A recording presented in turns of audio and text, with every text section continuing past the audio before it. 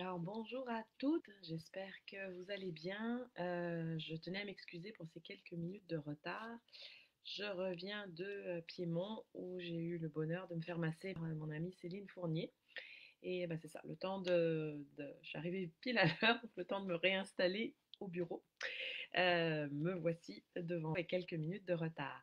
Alors, cette semaine, c'est ça, on revient sur la page Facebook plutôt que le groupe, hein, mais celles qui sont dans le groupe, vous continuerez à recevoir bien sûr les lives quand même hein, et les notifications. Mais c'est ça, après réflexion, je me suis dit que ce serait mieux de le garder ouvert à toutes. Et puis, si vous voulez, si vous prenez ce défi en cours de route, hein, là c'est la deuxième semaine, et si vous voulez suivre les vidéos précédentes, vous pouvez toujours demander à rentrer dans le groupe privé de Maman sans tabou. Je vous mettrai le lien en dessous de la vidéo. Donc, comme je suis de retour sur la page, j'ai envie de rappeler un petit peu pourquoi j'ai lancé ce défi, hein. Donc, j'ai lancé ça le 1er décembre pour les 2 ans de Maman sans tabou. Un défi de gratitude, en fait, parce que j'ai beaucoup appris, beaucoup reçu cette année. J'avais envie de redonner au suivant. Et puis, pour celles qui suivent mon balado d'une mère à l'autre, qui est inspiré des 13 mères originelles de Jamie Sands, on est en ce moment en décembre avec celle qui glorifie. Donc, c'est la mère de clan qui nous enseigne la gratitude, l'importance des rituels, de la magie, etc. Et donc, j'avais envie de l'honorer en pratiquant la gratitude chaque jour. D'autant que j'ai remarqué que c'est pas quelque chose en fait de facile, hein, c'est pas quelque chose qu'on nous enseigne, et ça change tellement une vie. C'est drôle, ce matin, en m'en allant à mon massage, j'écoutais un balado dans l'auto, puis c'était l'entrevue de Manon Niquet. Et elle parlait justement de la gratitude, et elle disait quand on pratique la gratitude, ça nous remplit d'énergie positive, hein, et c'est ça qui peut nous aider justement à traverser tout ce qu'on a à traverser dans la vie. Donc voilà, c'est pour ça que c'est important. Aujourd'hui, donc, alors, puis depuis le début, donc j'ai structuré ce défi autour des 7 chakras. Donc la semaine dernière, on a pratiqué la gratitude autour du chakra sacré, pardon, chakra racine, chakra sacré. On est rendu au plexus solaire et c'est la dernière journée sur le plexus solaire. Donc, je rappelle hein, que c'est le plexus solaire, c'est situé à peu près ici. C'est le siège de notre ego, de notre pouvoir, de notre volonté. Il est associé à la couleur jaune, hein, la couleur du feu, de la joie, hein, de l'action aussi pour moi, associé au sens de la vue. C'est vraiment, oui, c'est ça, avec le chakra sacré, on est dans l'action, dans l'agir, hein. Alors, on a vu les 2 premières journées, on a célébré ce feu, honoré ce feu. Ensuite, on a remercié pour toutes nos réalisations, toutes ces mises en action que nous permet ce chakra. Et aujourd'hui, alors, on va commencer à toucher à des choses un petit peu plus dark. Toucher, en fait, c'est aussi hein, le siège du courage. Et donc, j'aurais envie aujourd'hui qu'on remercie, en fait, pour toutes les fois où on a fait preuve de courage, mais aussi qu'on remercie notre peur, qu'on remercie nos doutes.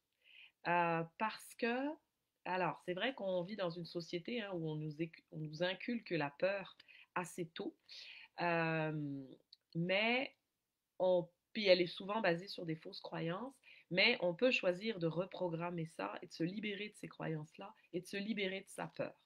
Euh, et en même temps, la peur, elle est aussi là, hein, c'est un réflexe aussi du corps pour nous protéger, hein, quand on sent qu'il y a un danger. Et parfois, il y a des choses qu'on n'ose pas faire parce qu'en fait, les conditions ne sont pas forcément réunies pour nous. Mais avec le temps, avec l'expérience, on va finalement trouver assez de force en nous, de courage pour surmonter cette peur et se jeter dans le vide. C'est une image, bien sûr.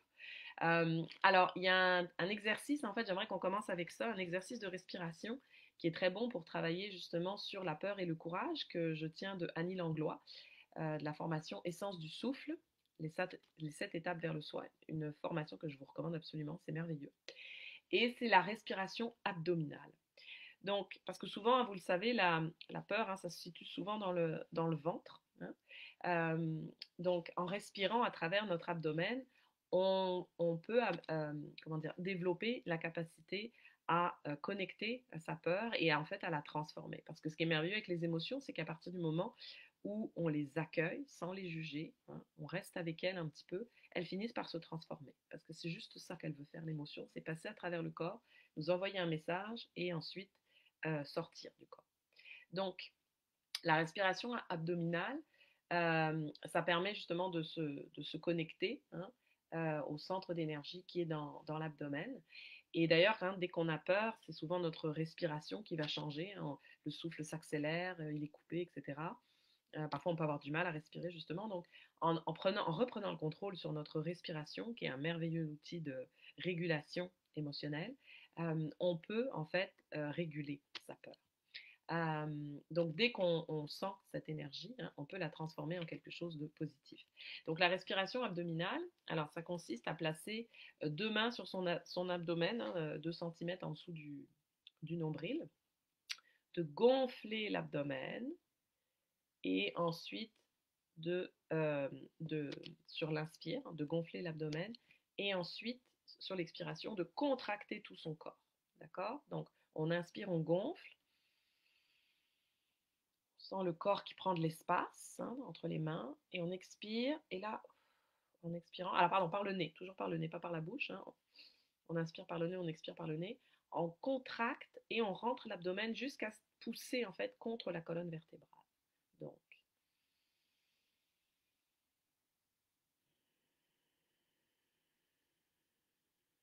et là, je creuse, je creuse, je creuse le ventre. Alors peut-être je pourrais vous montrer mon ventre, hein, voilà. Je gonfle mon ventre dans mes mains, il prend de l'expansion. J'expire toujours par le nez. Là, je creuse le nombril. Il vient toucher la colonne vertébrale. Et dans cet exercice, c'est important d'avoir une expiration plus longue, hein, que l'inspiration. Et à la fin de l'expiration, de vraiment euh, porter attention à la contraction à l'intérieur du ventre et d'y rester. Alors, c'est pas toujours très confortable, très agréable, mais c'est comme ça qu'on va toucher à sa peur. Donc, d'y rester et jusqu'à ce qu'on ait à nouveau besoin de respirer. Et donc là, on inspire à nouveau et on gonfle l'abdomen. Puis vous faites ça quelques fois et vous ressentez un petit peu comme la vague, d'accord? Donc, en faisant ça, on reprend contrôle des muscles abdominaux. Et quand on est dans une situation de peur, en fait, on peut essayer de calmer sa respiration en pratiquant ceci. Donc, on peut le faire encore une fois.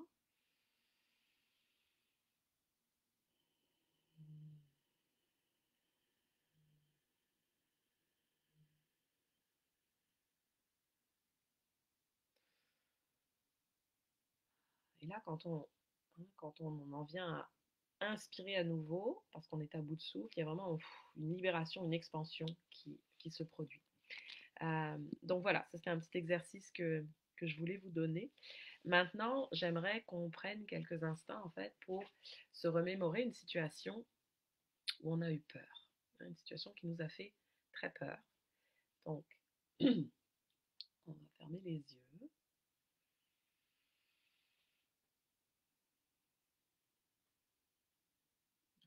visualiser ce moment de peur.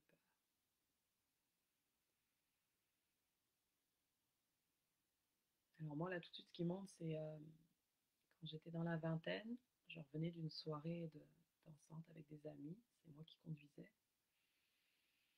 Il faisait très froid, il y avait du verglas, et à un moment donné, j'ai glissé sur une plaque de verglas.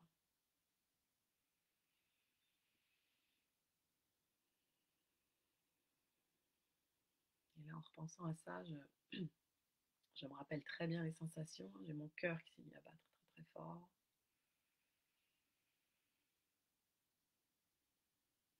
La respiration s'est accélérée. Et j'ai tout de suite eu le réflexe en fait de rabattre le volant très fort et de freiner une fois que la plaque de verglas était passée.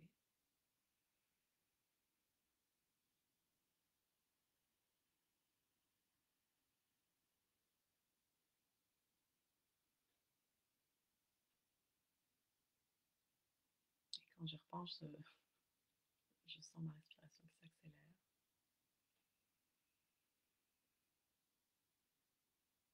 Et là, je voudrais remercier ma peur.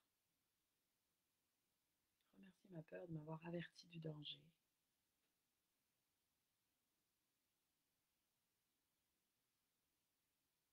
Et ce faisant, d'avoir stimulé en fait mon instinct de survie et un mouvement réflexe qui a fait que j'ai pu arrêter l'auto en fait. À temps. Et éviter Merci à mon corps de m'avoir signalé ce danger. Merci ma peur de m'avoir protégée. Merci mon corps d'avoir réagi. Voilà. Alors ça, c'est ce qu'on appelle une peur réflexe, hein. Ce sont des peurs qui sont là pour nous protéger.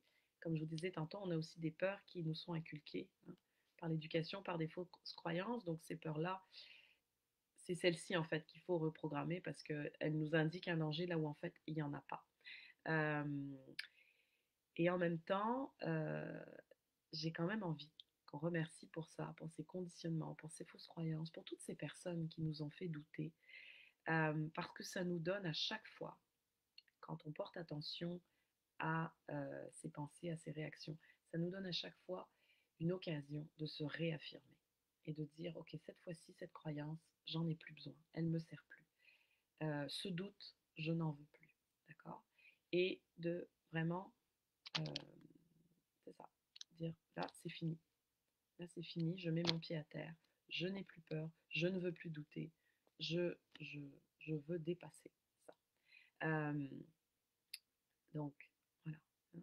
Merci à ces croyances limitantes, merci à ces peurs, merci à ces doutes. Je vous remercie de m'avoir peut-être protégé toutes ces années, mais aujourd'hui, je vous laisse aller, je n'ai plus besoin de vous. D'accord? Donc, vous ferez cet exercice en pensant peut-être à une peur ou une croyance que vous avez qui est fréquente chez vous. Hein. Euh, voilà, je continue parce que l'heure tourne. Euh, la dernière chose que j'aimerais qu'on célèbre, c'est son courage. Donc, c'est ces fois justement où, malgré la peur, ou peut-être grâce à la peur, malgré les doutes, on a trouvé le courage en soi de sauter dans le vide. D'accord? Euh, alors, moi, quand je parle de ça, tout de suite, le souvenir qui me vient, c'est cette fois où j'étais dans un cours de ski en France avec, on était moitié gars, moitié fille. On était quand même dans un niveau très avancé, mais les filles, on était à un niveau un petit peu en dessous des gars. Mais il y avait juste un moniteur de ski en fait, donc il nous avait dit, bon ben l'objectif, ça va être que d'ici la fin de la semaine, les filles, vous soyez capables de skier au même niveau que les gars. Et un des challenges qu'il nous avait donné, c'était de sauter à ski en fait une petite corniche. Euh, donc on a dit, ah oui, oui, ok. Puis arrivé en haut de la corniche, alors tous les gars, hein, très fiers, ils y vont. Il y en a plusieurs qui se cassent la figure, qui atterrissent mal, enfin en tout cas, mais ils sautent. Et nous, les filles, on était tout à la fin de la file et ben, on avait de plus en plus peur. En fait, plus on s'approchait, plus notre tour arrivait, plus on avait peur. Euh, et vous savez, hein, il y a des moments où la peur, on se dit, bon, là, est-ce que c'est pour me protéger d'un danger? Est-ce que je suis mieux de ne pas y aller, de l'écouter? Ou est-ce que vraiment, ou est-ce qu'au contraire, c'est juste une croyance et puis euh, il faut que je dépasse, hein, cette idée, je ne suis pas capable, etc. Je vais me blesser, on a peur de me blesser. Est-ce que je suis mieux de la dépasser? Et en fait, il y en a une d'entre nous dans le groupe qui a dit, bon allez les filles, là, on n'est pas des tapettes, on va pas se laisser impressionner par les gars, on va leur prouver que nous aussi on est capable. Et cette espèce d'appel à la fierté, à la solidarité féminine, ça nous a toutes boostées et on y est toutes allées. C'est ça qui est formidable. Et moi, je me rappelle encore, hein, quand j'ai sauté, j'ai vraiment senti mon cœur, en fait, sortir de mon corps et aller au-dessus, à 1 mètre au-dessus de moi, en fait. Tellement ça a été un... Je sais pas, je suis peut-être arrêtée de respirer pendant ce moment-là. Fait que c'était vraiment toute une expérience. Et quand j'ai atterri, moi, j'ai atterri sur mes 2 skis parfaitement. J'étais tellement fière de moi d'avoir dépassé ma peur, d'avoir sauté dans le vide et en plus, moi, de ne pas être tombée. Donc je me sentais vraiment plus forte que les gars. Et là, malheureusement, j'ai eu un moniteur de ski qui m'a dit, c'est bien, mais la façon dont tu as atterri, tu aurais pu te briser les 2 genoux. Eh bien, pouvez-vous croire qu'il a, en vous disant ça, j'ai l'émotion qui monte, que ça m'a freinée pendant 20 ans. Pendant 20 ans, je me suis dit, ah ok, c'est peut-être pas toujours bon de se lancer dans le vide et de dépasser sa peur. J'aurais pu me faire mal.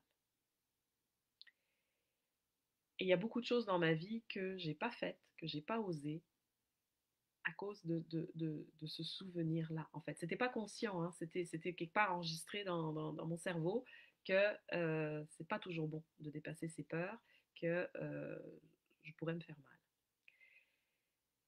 Donc je remercie en fait, je veux vraiment honorer la Anne de, je pense que j'avais 21, 22 ans, qui à l'époque a su suivre son courage, a su sauter dans le vide parce que l'expérience qu'elle a vécue était formidable. Et de remercier en fait, de remercier aussi ce moniteur de ski qui a voulu bien faire. En fait, je le vois aujourd'hui, il a voulu me protéger parce que c'est vrai que se briser les deux genoux, c'est pas le fun. Je remercie toute la vie qui m'a donné maintes et maintes fois occasion en fait de réparer ce traumatisme qui est maintenant du passé. Euh, et voilà, je remercie ce courage que j'ai eu et je voudrais que cet événement reste ancré en moi en fait comme un exemple que c'est possible de dépasser sa peur et de dépasser les mauvaises prédictions et les croyances limitantes qu'on peut nous inculquer en fait, parce que je me suis jamais brisé les deux genoux. Et donc si c'était à refaire, je le referais parce que je pense que sa peur, c'est pas la mienne. S'il y avait eu un véritable danger, je suis convaincue aujourd'hui que mon corps m'aurait arrêté. Là, c'est la sienne qu'il a, comment dire, qu'il m'a donné en fait. Euh, donc je lui rends sa peur et moi je me remercie de m'être écoutée et j'ai confiance que mon corps saura me protéger s'il y a un véritable danger. Donc voilà, si vous avez vécu quelque chose comme ça, je vous invite à honorer ce moment, euh, cette peur, ce saut dans le vide que peut-être vous avez fait ou vous êtes dépassé, tout ce que vous en avez appris. Ouais, et honorer votre courage. Voilà, c'est tout pour aujourd'hui. Je vous laisse et demain on se retrouve avec un nouveau chakra, le chakra du cœur. Ça, c'est tellement mon chakra préféré. Donc voilà, on continue l'exploration de la gratitude. Alors ça c'est le chakra parfait pour la gratitude. Donc je vous laisse, bonne journée à tous.